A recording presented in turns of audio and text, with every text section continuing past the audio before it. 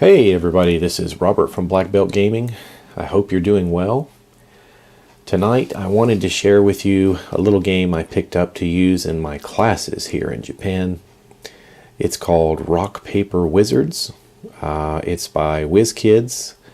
This is based on the Dungeons and Dragons world.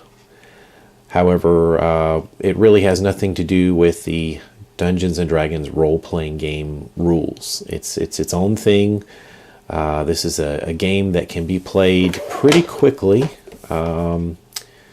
We see here that it is for ages 14 and up. I have played it with kids far younger than that. 3 to 6 players and 30 minutes. And I'll tell you, I've even had the game play faster than 30 minutes. So let's take a look and see what this game is all about. Well, in Rock Paper Wizard, the situation is you've got this exit down here, and up here at the other end of the board is a slain dragon. And these wizards, these different wizards, have come together and combining their magic power in this fight against the red dragon. They have slain the dragon. And now it's time to loot the room, and the wizards turn on each other. Each one of them more greedy than the next to get as much gold as they can. So that's really where this game picks up. Depending upon how many players are playing, let's say we have a full party of 6. Everybody would put their starting marker. This is going to correspond to a tile that you would place in front of you, just so you'll know which wizard is yours. And you start on this line that has the little star on it, and everybody starts there. And during the course of a round, you have one player is the starting player, and they get this potion of speed. And then you have the other wizards sitting around the table.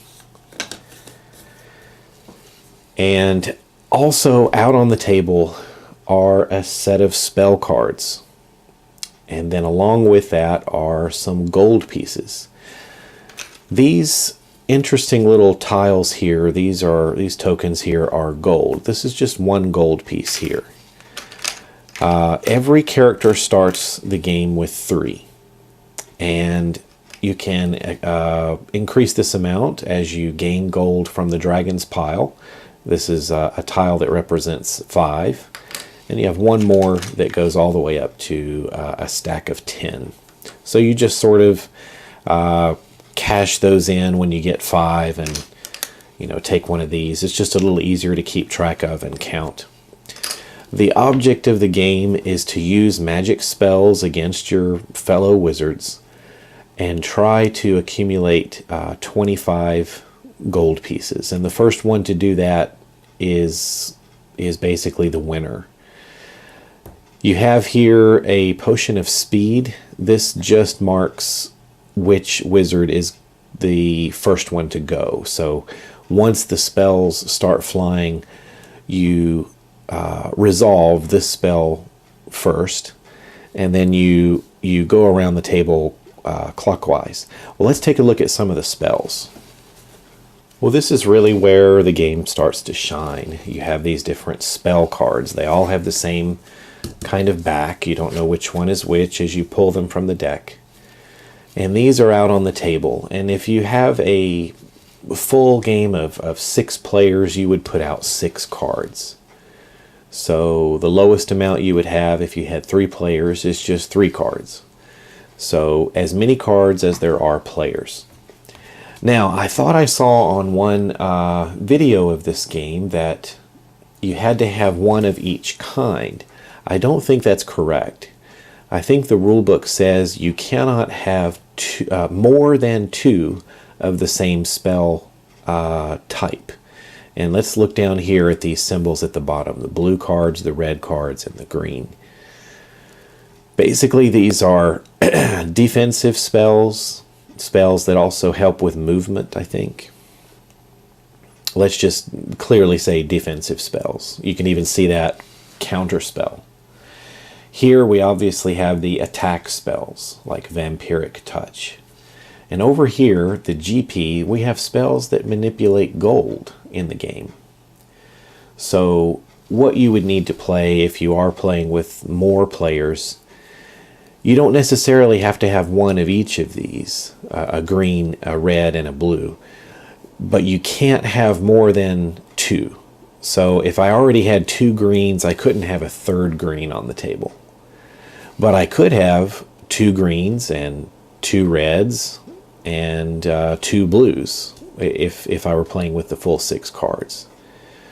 So that makes sure you at least have some variety in here of different spell types.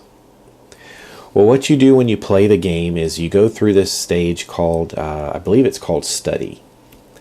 Let's make sure we get this right. Here's the rule book, and we go through the different stages. Here we are. Study, cast, resolve, scoring, refresh. Study is when you pick the spell you want to use, and you think about who you want to use it against. Cast the spell. So you say rock, paper, wizard, and then you make the gesture that's on the card. While you're making this gesture, you also need to point to the target. Now, the game represents basically pointing to the target with your spell. And I've adjusted that for the way I play it with the kids at my school. Resolve, you resolve it clockwise, starting with the player that has the potion.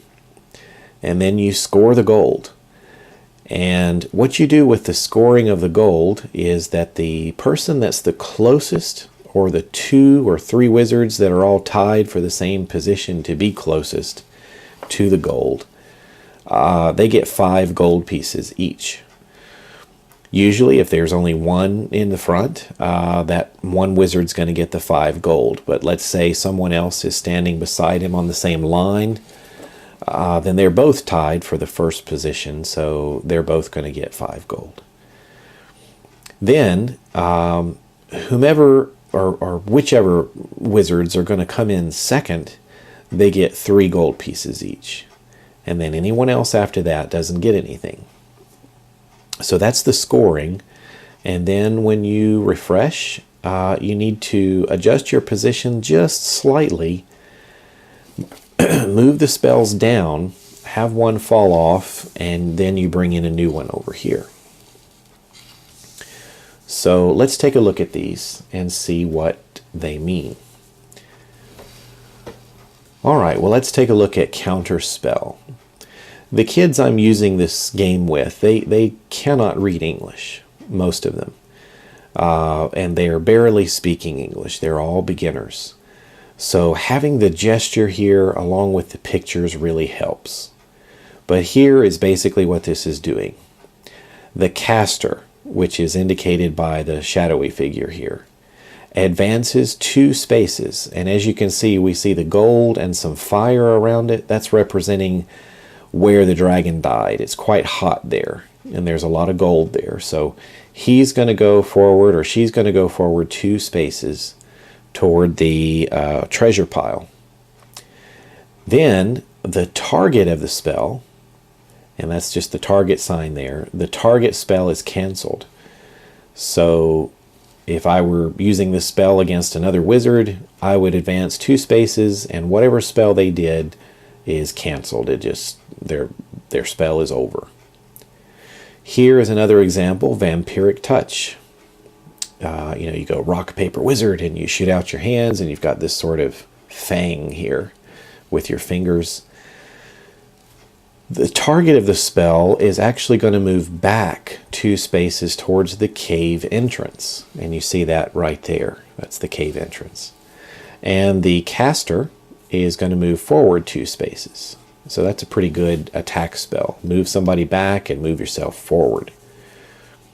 Interesting one here, you have Dominate Person. The target gets pushed 3. So the target gets pushed back 3 spaces toward the exit. And gives the caster 1 gold piece. So you not only get pushed back, but you end up giving a gold piece to the caster. So here in Japan, the kids play rock, paper, scissors incredibly fast. They're really good at it. So they go, Saisho gu, janken pong, and they stick out their hands, rock, paper, scissors. They know this game very well. So I don't call it rock, paper, wizard. I just let them look at the gesture, and I let them use their Japanese. So they'll go through their chant, and then when they shoot out their hands, they each follow one of these gestures, and they're learning the icons here. We've play tested this once, and it went pretty well. Now, due to confusion and not being really sure to which other person they were pointing to, I had to make it very clear which wizard they were using their spell against. So I actually put their cards out on the table within reach so that they could actually point to the wizard that they're attacking, and then they could make the gesture with their other hand. So we actually had so many kids in the class that they were in teams of 2. So each round I would assign one of them to be the pointer and then one of them to be the spellcaster. So one would do the gesture and one would touch the card of the person that they were attacking. So as you would see here in this situation, let's say you did Vampiric Touch, and we bring these guys down. We say that maybe the purple wizard here was the caster. He's going to move the blue one, that was his target, back 2 spaces. And then the purple one is going to move forward 2 spaces. And then the rest of the round would play out, and it might look something like that. So at the end of this round, I do not believe you can go past this point. So even if you get like a fireball spell and you get knocked back 5 spaces, you're going to end up just here.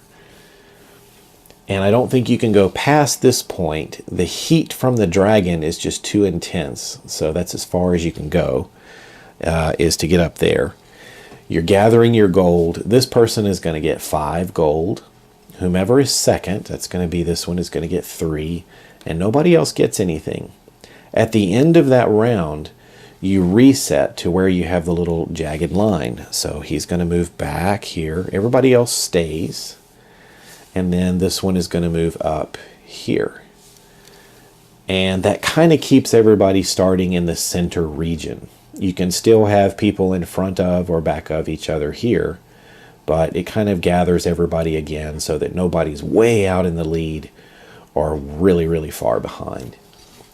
So then you would pass the potion to the next player clockwise, and then reset your spells, move them down, put a fresh one over here on the side, and start the next round. So here we have our check for victory. If, after scoring, at least one wizard has 25 gold pieces or more, the game is over, and the wizard with the most gold pieces wins. If there's a tie, keep playing with all the players until one player emerges as a clear winner. If no player yet has 25 gold pieces or more, the game is not over. You keep playing and refreshing each turn. So that is the goal of the game. You may be wondering what kind of spells and how many there are. I think there are 23 cards, and you've got things like Counterspell, Vampiric Touch, Dominate Person. We've looked at those. Stinking Cloud is strange. Targets get pushed 3, so he goes back 3. And then players seated next to the target are each pushed back 1. So if you're playing in a 3-player game, your target goes back 3, but you also get pushed back 1 along with the other player. It's kind of interesting. Misty Step. Let's see, you move to the same space as the target. That gets you, you'd want to cast that one on the leader. Telekinesis. Target moves 1 space closer to the exit than the caster. So you're kind of grabbing and yanking this person back 1 step behind you. Polymorph. This is an odd one here. You push the target back equal to the gold piece difference between the target and the caster. So if the caster has 5 gold pieces and the target has 8, the difference is 3. So he's going to be pushed back 3 spaces. That's one of the little more difficult ones. Here's one where target gives 2 gold pieces to the poorer wizard of their choice. So basically you're looking for wizards that have less gold pieces than the target, and you have to give gold to them. Target and casters change position. This is Dimension Door. Teleportation Circle. We again have a little bit of math here. Fear.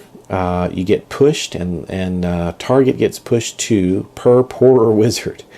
So this is another good one to cast on a leader, because everybody else is going to have less gold. So the more poor wizards there are, the more spaces they're going to get pushed back. So 2 spaces per poorer wizard. Anti-magic field. Interesting here. Caster advances 2, target's gesture turns into a wild surge. This is one other thing that can happen in the game. You have all the spells on the table, and they're all out. Let's say you're in a 3-player game and you have your 3 different spells out. Well, let's say that 2 of the wizards decide to cast Fear. And that's fine. There's no problem there. But what if they both cast Fear at each other? When 2 wizards cast a spell, the same spell, at each other, then what happens is a wild surge. And you draw, each of those wizards draws a random card from the deck. And it replaces the spell that they were using. So you're still going in clockwise order, resolving the spells. So let's say we did this one first. They ended up doing a Wall of Force, and you resolve it. And then the other wizard, when it gets their turn, does Fireball on theirs. So that's what happens when you cast the same spell. After you get those cards done, I think, let's see, there is a discard pile. Let's check about that Wild Surge and see where they go. It says if 2 players cast the same spell on each other, this creates an unpredictable Wild Surge. You keep it face down. And instead of the spell gesture they'd originally chosen, resolving wild surges. This means that there's a wild surge on your turn. You reveal the card, and then it is discarded. So it goes into the discard pile. A few other spells. This is a very popular one, Fireball. You really push somebody back big time with that one. Imprisonment. Target gives 1 gold piece to each poorer wizard. Ice Storm. Targets get pushed 4. Players seated next to it each advance 2. Pass Wall. Caster advances 3. Target advances 2. Interesting there. Color Spray. So target loses a gold per poorer wizard. Another one to do against a richer opponent. Chain Lightning. This one's interesting, along with Confusion, I see. We had these come up in my game. This is not only going to hit your target, but that lightning is going to chain from them and also strike the person that they were pointing to.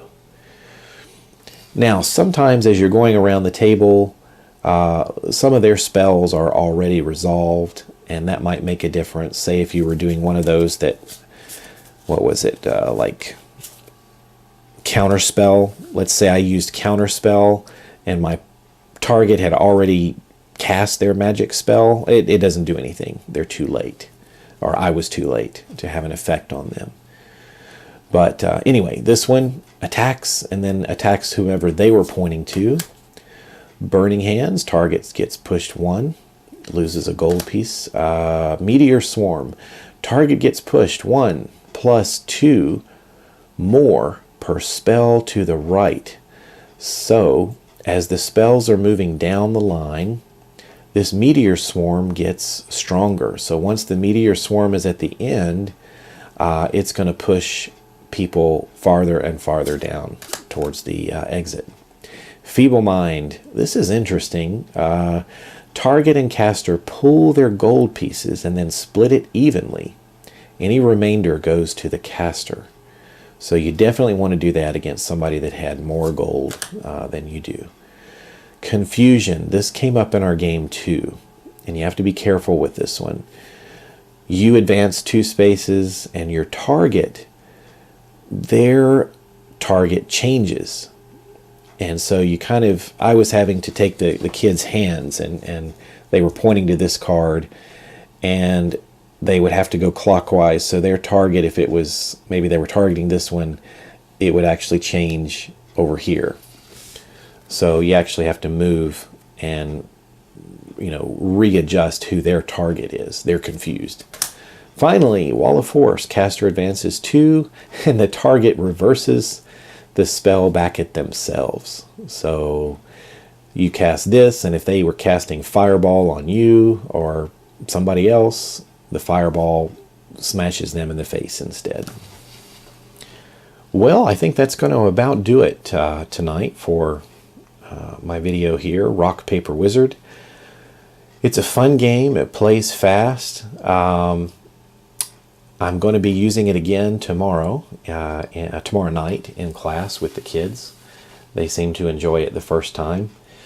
So even with children as young as about 6 years old that don't even speak or read English very much, this game was still very approachable, just with a little bit of explanation. So we're going to be playing it again so they can continue to learn the different spell cards and what they do. But it's pretty easy to pick up, and it's not a difficult game to play, and it's kind of fun.